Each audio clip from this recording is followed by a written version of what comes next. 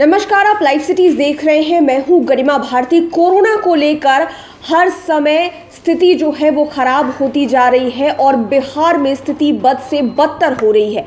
आम जनता तो परेशान है ही, लेकिन अब हाईकोर्ट की भी चिंता दोगुनी तिगुनी हो गई है और हाईकोर्ट ने यहां तक कह दिया है कि उन्हें सरकार के आंकड़ों पर भरोसा नहीं है। सरकार की व्यवस्था जो हो रही है उसमें और सुधार करने की जरूरत है।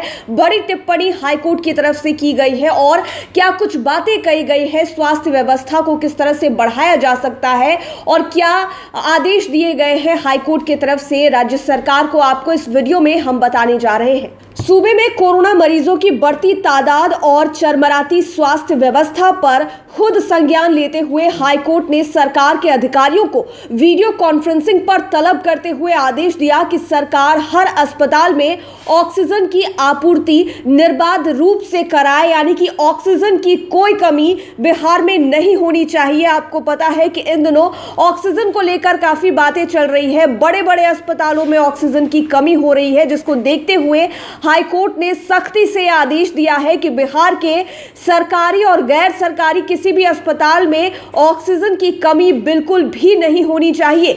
हाईकोर्ट ने कहा है कि सरकार ने कोरोना मरीजों के लिए आखिर क्या किया।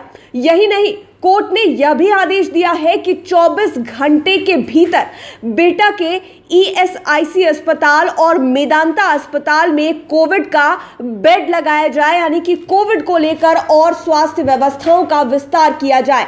बेटा में 1000 बेड और मेदांता में 200 बेड लगे। इस पर सरकार के वकील ने कहा कि बेटा में अभी जितना बेड है उसे छोड़कर 200 अतिरिक्त बेड और मेदांता में भी 200 बेड 24 घंटे के अंदर लगा दिए जाएंगे। यानी कि हाईकोर्ट कह रहा है कि आप 1000 बेड लगाइए और मेदांता में 200 बेड, लेकिन सरकार की तरफ से कहा जा रहा है कि अभी जितने बेड लगे हुए हैं उसके अलावा 200 बेड और लगेंगे और मेदांता में भी 200 बेड की आपूर्ति कर दी जाएगी। कोर्ट ने रोज कोरोना मरीजों के लिए बेड बढ़ाने का सख्त निर्देश दिया। इस तरह हर जिले में सदर के अस्पतालों में भी बेड बढ़ाने की रिपोर्ट रोजाना कोर्ट में पेश करने का निर्देश दिया गया है। यानी कि साफ तौर पर आप देख सकते हैं कि अब कोरोना की स्थिति को हाईकोर्ट मॉनिटर करने वाली है। सरकार जो भी व्यवस्थाएं करेंगी कोरोना को लेकर उसकी मॉनिटरिंग अब हाईकोर्ट करेगी। यानी कि सरकार को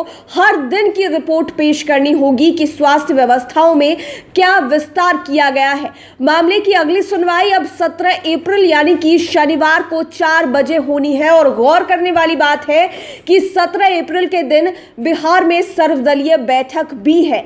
अब आपको बताते हैं कि सरकार ने अपनी टिप्पणी में क्या कुछ कहा। इस मामले में सुनवाई एक ही दिन में 2 बार हुई। गुरुवार की बात है। पहली बार स्वास्थ्य विभाग के प्रधान सचिव, डीजीपी सहित अन्य आला अफसरों को वीडियो कॉन्फ्रेंसिंग पर तलब किया गया। सुस्त तैयारी को लेकर कमेटी बनाने को कहा गया। शाम 4:30 बजे सुनवाई में केंद्र और राज्य के वकील मौजूद थे। राज्य की तरफ से जब अफसर कोर्ट को सरकारी तैयारी का आंकड़ा दिखाने लगे तो खंडपीठ ने तल्खी से कहा कि हमें आपके आंकड़ों पर भरोसा नहीं है।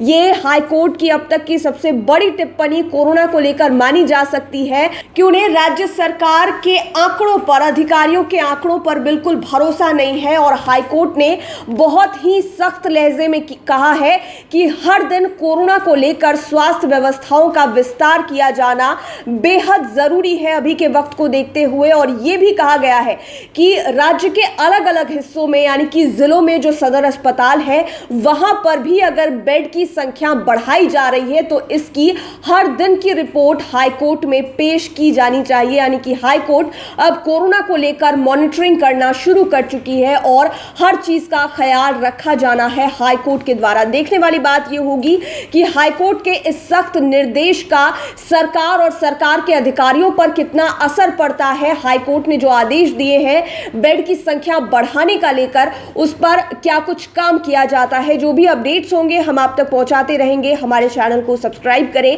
ये वीडियो फेसबुक पर देख रहे हैं तो पेज को लाइक करें, साथ ही साथ आप हमें ट्विटर पर भी फॉलो कर सकते हैं। धन्यवाद।